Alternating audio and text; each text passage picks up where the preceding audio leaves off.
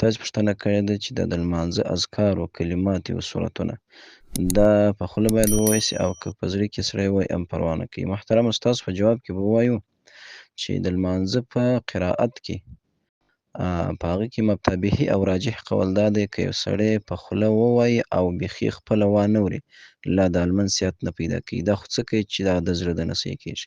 هم بیا په خوله وایه هم بیا داسې کوي چې خپله بیا اورې دا کلمات بیا به نو دا ستا لمونځ صحت پیدا کوي. او دا نور اذکار او دا شیان چې سول په هغې کې هم سنت طریقه همدا ده چې باید په خوله یې ووایې او خپله یې واورې. که چیرې وانه ورې لمانځه ته خو نو سنت دې پرېښوله او نور دونه تاوان نه ورسېږي چې بیخي پاڅېدېږي خو سنت پاتېږي. او د قرائت په مسله کې چې سورت او الحمدلله ده په هغه کې دا ضروري دی فرض دی چې ته بیا چیش کوې اورې خپله بیا اورې نو د زړه کلمات معتبرې نه دي په لمانځه کې. ملګرو په دې هیله چې ټول به روغ او جوړ اوسئ. تاسو هم کولی شئ چې خپلې دیني پوښتنې د ویډیو په کمنټ کې راولېږئ تر څو مفتي صاحب درته ځواب کړي.